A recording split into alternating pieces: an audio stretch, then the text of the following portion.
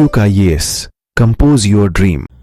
Hello दोस्तों, quick ice YouTube channel पे आपका स्वागत है। हम लोग वर्ल्ड ज्योग्राफी मैपिंग की क्लास शुरू कर दिए हैं। ध्यान रखना, आज हम लोग यूरोप की नदियों को करेंगे। इससे पहले हमने जो है आपका एशिया की नदियों को मैंने बता दिया था, आप जाकर के वीडियो देख सकते हैं। तो अलग अलग महाद्वीपों को अगर हम नदियों के हिसाब से पढ़ेंगे, अलग अलग महाद्वीपों को अगर हम मैपिंग करेंगे तो हमारे क्वेश्चन कभी गलत नहीं होंगे और यहाँ से क्वेश्चन हमेशा पूछे जाते हैं। तो ऐसे क्वेश्चन को हमें मैपिंग के थ्रू करने की बहुत जरूरत होती है, इसलिए हमें जो है मैपिंग के तहत अगर क्लास करते हैं तो जो है ज्योग्राफी के क्वेश्चन हमारे गलत नहीं होंगे और छोटी छोटी बातों को हम जो है समझ सकते हैं कि कहाँ पे कौन सी घटनाएं होती है। और अगर हमारे पास मैपिंग अच्छी होती है तो हम दुनिया के जो है अंतर्राष्ट्रीय संबंधों को अच्छे से समझ सकते हैं। वो करंट अफेयर के माध्यम से भी जो है काफी महत्वपूर्ण हो जाता है। ध्यान रखना, आज हम लोग यूरोप की नदियों को देखेंगे जो सभी परीक्षाओं के लिए बहुत ही महत्वपूर्ण है और बिल्कुल मैप के थ्रू देखेंगे तो आपको बिल्कुल एक एक चीज भी अच्छे से याद हो जाएगा। ठीक है, हम लोग शुरू करते हैं।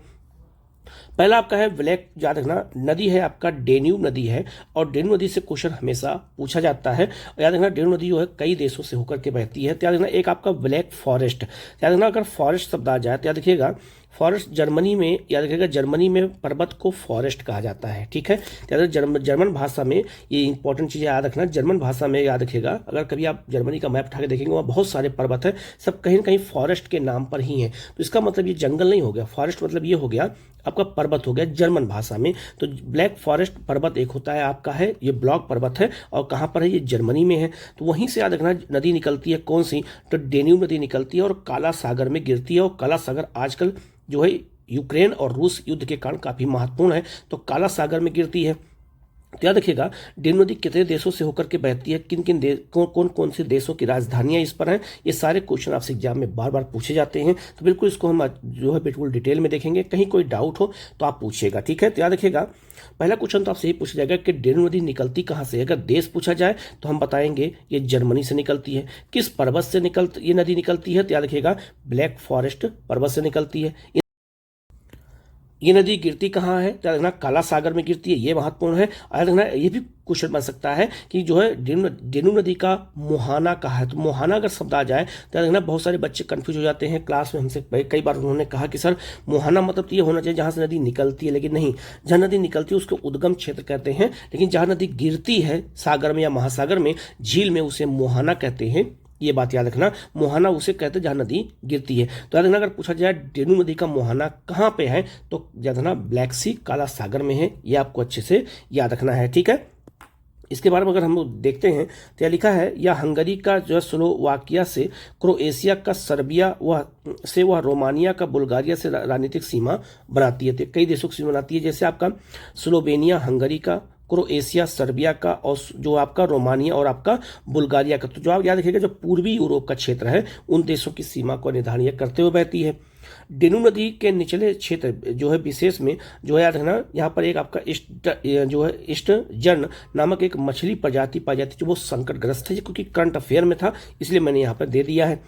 डेन्यूब नदी जो है बेसिन को राइन नदी बेसिन से जो है किसने, याद रखना कौन सी नहर अलग करती है, तो जो है लुडबिंग नामक एक नहर है जो अलग करती है। इसको हम एक बार आपको समझा देते हैं।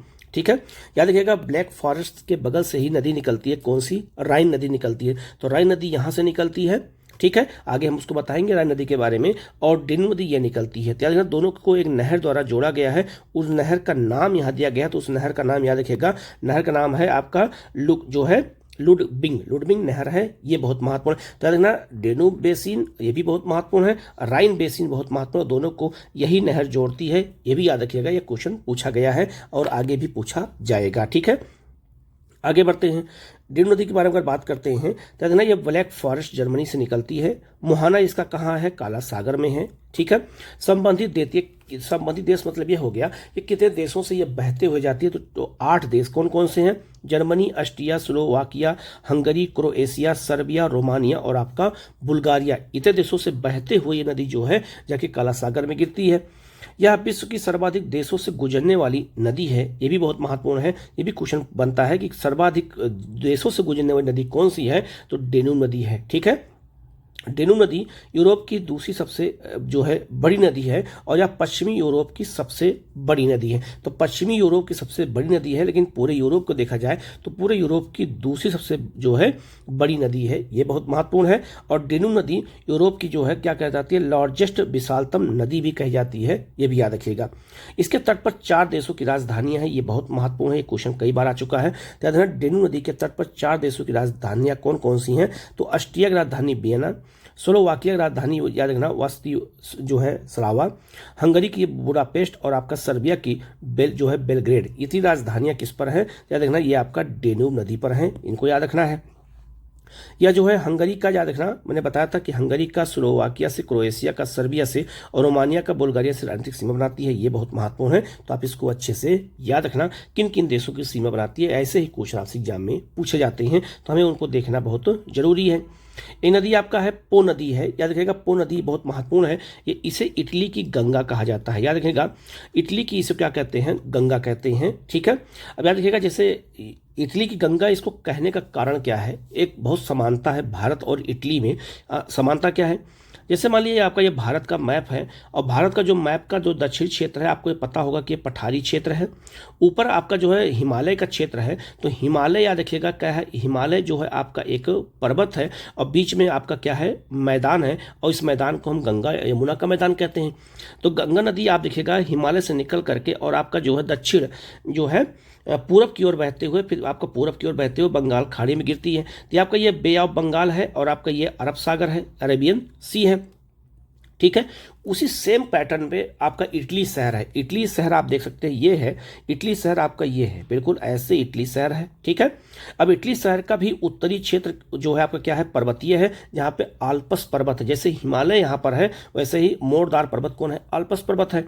जैसे यहाँ पे पठार है वैसे याद रखना इटली के दक्षिण में भी पठार स्थित है, ये आप देख सकते हैं। यहाँ पे जो है एपेनाइन जो है क्या है, एपेनाइन पर्वत श्रेणी है। उसके अलावा बीच में देख सकते हैं जो हरे कलर का है आपका, यही आपका मैदान है, और वो मैदान जो है कैसे निर्मित हुआ है, पो नदी ने बनाया है। अब पो नदी की भी जैसे गंगा नदी बहती है आपको जिस दिशा में, वैसे ही सेम दिशा में पो नदी भी बहते हुए आके जो कहाँ गिरती है, एडरियाटिक सागर में गिरती है। तो याद रखना इटली के एक तरफ, जैसे हमारी तरफ एक तरफ बंगाल की खाड़ी अरब सागर है, वैसे इटली की भी एक तरफ जो है एडरियाटिक सागर है, एक तरफ आपका भूमध्य सागर है, तो सेम पोजीशन स्थिति हो जाती है। इसीलिए याद रखना इसको क्या कहते हैं, इसको हम क्या कहते हैं, इटली की गंगा कहते हैं। किस नदी को, पो नदी को कहते हैं। तो भारत और याद रखना इटली की समानता कहीं ना कहीं मिलती है, इन्हीं वजह से इनको कहा जाता है। दूसरा, जैसे गंगा का बहुत बड़ा महत्व है, जैसे गंगा यमुना कल्चर है हमारे यहाँ, वैसे पो नदी का बहुत बड़ा कल्चर है। और पो नदी जो है याद रखना पूरे इटली को इतने से ही क्षेत्र से उत्पादन होता है अनाज का, जो पूरे इटली के लोगों को खाने के लिए उपलब्ध है, ठीक है। ये बहुत महत्वपूर्ण पॉइंट है, इसको अच्छे समझना होगा। तो पो नदी याद रखना इटली की बहुत महत्वपूर्ण नदी है, जो आल्पस पर्वत से निकलती है और आपका जो है एडरियाटिक सागर में आकर के ये नदी गिरती है। याद रखना इस मैदान को बहुत महत्वपूर्ण, इस मैदान को जो है क्या कहते हैं, लोबर्डी का मैदान कहा जाता है। लोबर्डी जैसे हमारे गंगा का मैदान कहते हैं, वैसे इसे यहाँ के लोबर्डी का मैदान कहा जाता है। तो लोबर्डी का मैदान बहुत महत्वपूर्ण है, इसके बारे में जानना बहुत जरूरी है। अब इसके बारे में यहाँ देखो लिखा भी है कि पो नदी जो है या उसका उद्गम आल्पस पर्वत से है। याद रखना मोहाना इसका क्या है, इसका मोहाना एडरियाटिक सागर है, डेल्टा का निर्माण करती है, ये भी नदी डेल्टा बनाती है। तो एडरियाटिक सागर में ये नदी गिरती है, यही इसका मोहाना, जहां मैंने आपको बताया था। एडरियाटिक सागर में मिलने से पहले ये 45 डिग्री अक्षांश के समानांतर बहती है। ये बहुत महत्वपूर्ण, अगर क्वेश्चन अगर आ जाए तो अधिकांश लोगों का क्वेश्चन गलत हो जाएगा कि ऐसी कौन सी नदी है जो 45 डिग्री अक्षांश के समानांतर बहती है, ठीक है। तो नदी का नाम क्या है, पो नदी है। तो 45 डिग्री समानांतर रेखा ऐसे गुजरती है, ये उसी के पैरेलल घूमती है, ये भी याद रखना, ये भी एक यूनिक क्वेश्चन है, कभी न कभी पूछा जा सकता है। पो नदी इटली की सबसे लंबी नदी है, पो नदी को इटली की गंगा कहा जाता है, यह महत्वपूर्ण है। यह जो है लोबर्डी के मैदान से प्रवाहित होती है, जो यूरोप का सर्वाधिक चावल उत्पादक क्षेत्र है। अगर पूछा जाए कि लोबर्डी का मैदान कहाँ है, तो इटली में है। कौन सी नदी बहती है, तो पो नदी बहती है, और पो नदी के मैदान को क्या कहते हैं, तो लिबर्टी का मैदान कहते हैं, ये भी याद रखिएगा।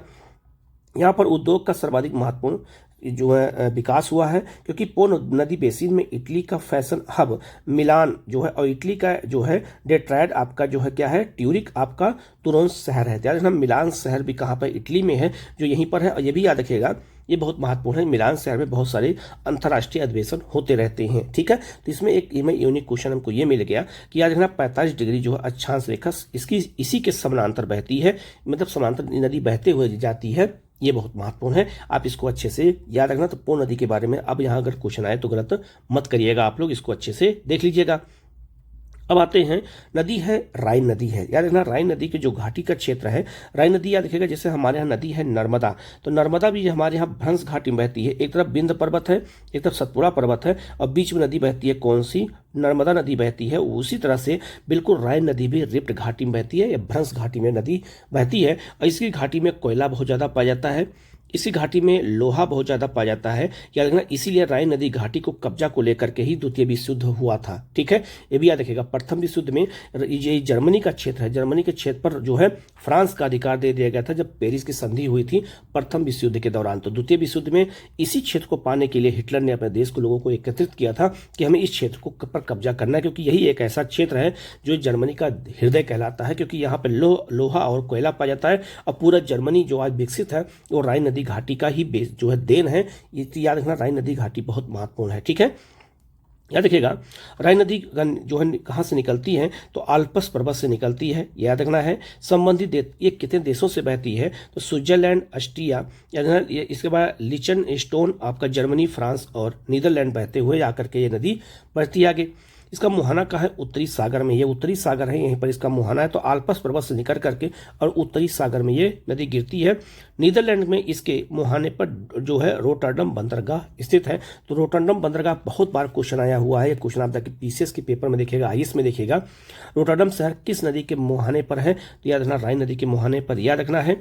स्विट्जरलैंड का बेसल शहर और जर्मनी का वान शहर इसी नदी के तट पर स्थित है, ये भी याद रखिएगा, ये भी क्वेश्चन कई बार आया हुआ है, तो आप लोग गलती बिल्कुल मत करिएगा। या यूरोप का सबसे बेस्ट अंतर स्थलीय जलमार्ग भी है। याद रखना यहाँ से जो है कई देशों का 6-7 देशों का जो है जहाज आते हैं और जाते हैं। ये नदी बहुत पहले प्रदूषित थी, आज बहुत ही स्वच्छ नदी में से इसकी गिनती होती है।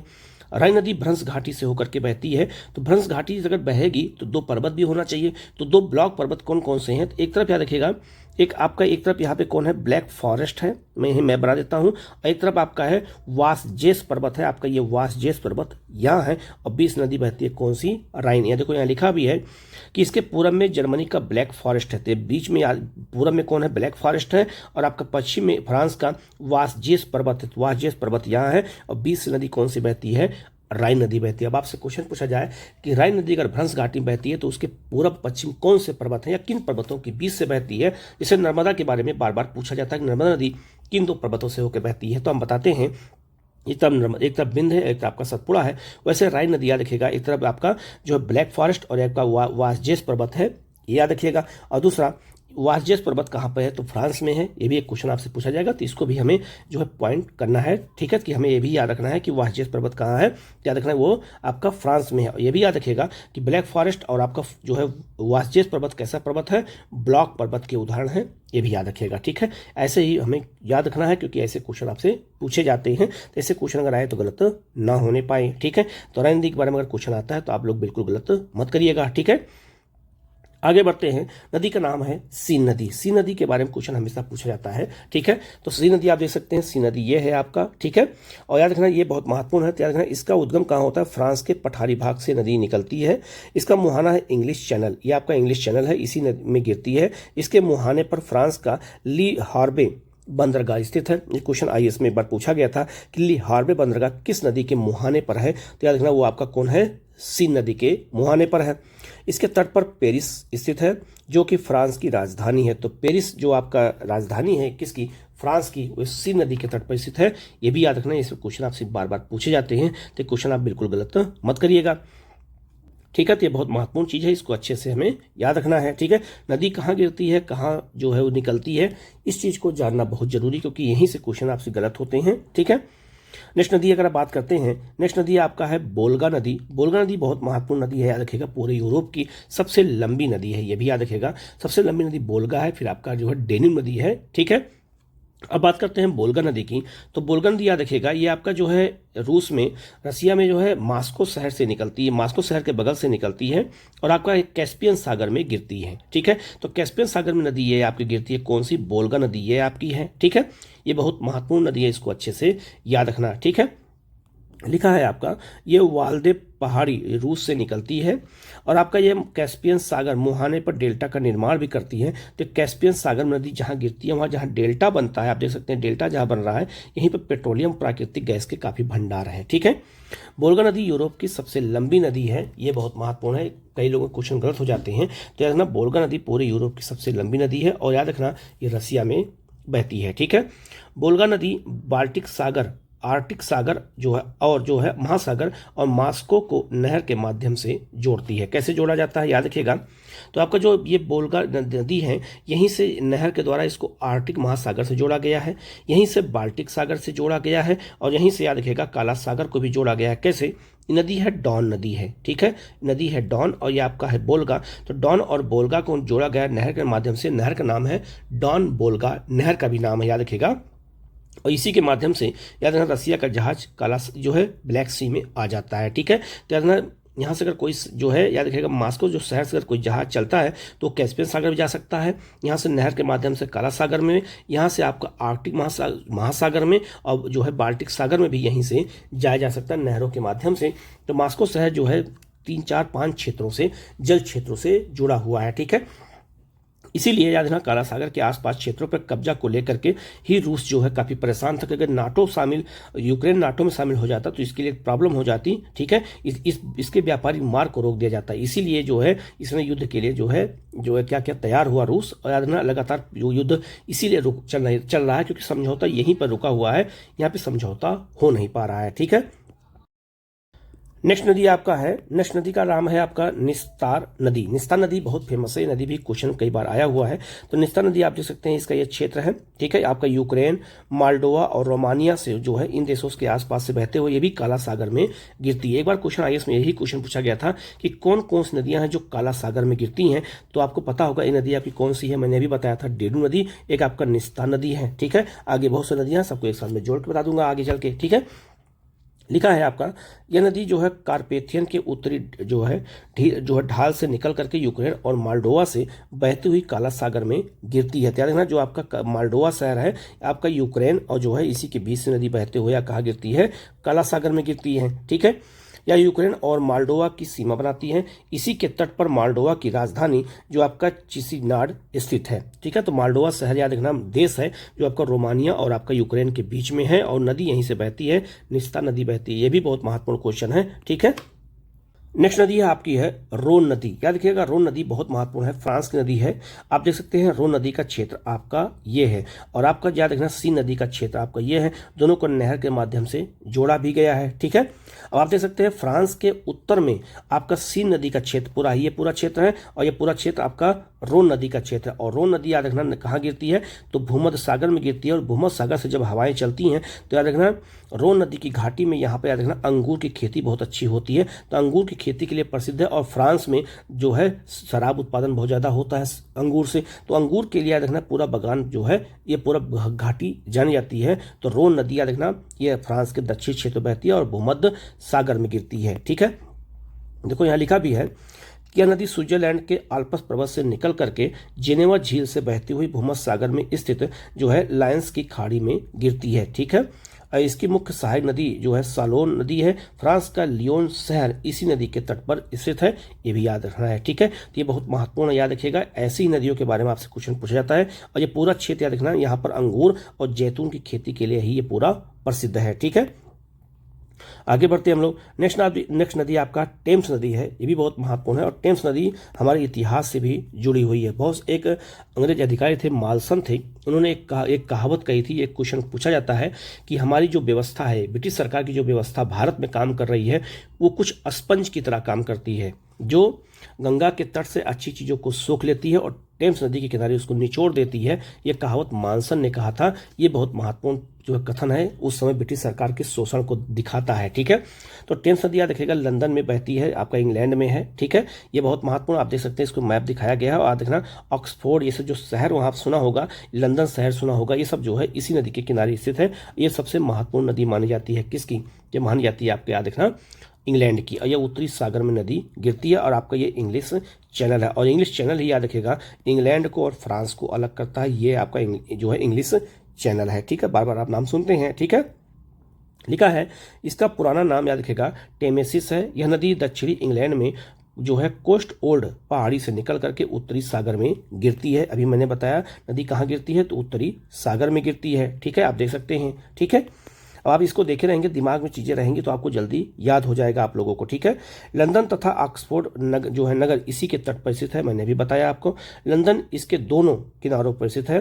लंदन तक यह नदी नौगम्य भी है, मतलब यह यहाँ पे नाव भी चलती है। तो लंदन शहर याद रखना, नदी लंदन शहर को 2 भागों में बांट देती है। ठीक है, ये बहुत महत्वपूर्ण है, आप इसको अच्छे से याद रखना। नदी कौन सी है आपकी? टेम्स नदी है। ठीक है, नेक्स्ट नदी है आपकी है डॉन नदी है। डॉन नदी याद रखिएगा मैंने अभी बताया था। तो याद रखिएगा ये आपका नदी कौन सी है, याद रखना ये बहुत महत्वपूर्ण नदी है आपकी बोल्गा। बोल्गा नदी आपको यहाँ से निकलती है। आप देख सकते हैं बोल्गा नदी पूरे यूरोप की सबसे लंबी नदी है। आप देख सकते हैं ये आपका कैस्पियन सागर में गिरती है। लेकिन बगल में नदी कौन सी है? डॉन नदी है। और डॉन नदी ये आप बहते हुए आकर के ये कहाँ गिरती है?